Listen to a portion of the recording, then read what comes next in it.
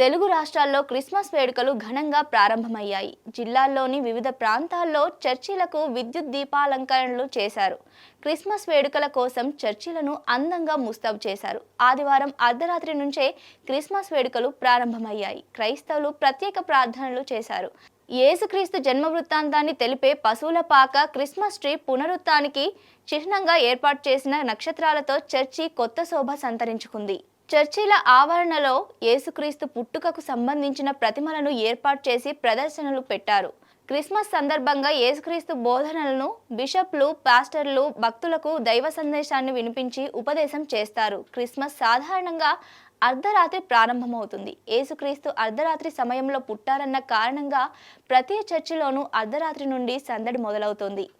అయితే క్రిస్మస్ పండుగ సందర్భంగా బహుమతులను కూడా ఇచ్చిపుచ్చుకోవడం కూడా ఎప్పటి నుంచో వస్తున్న ఆనవాయితీ.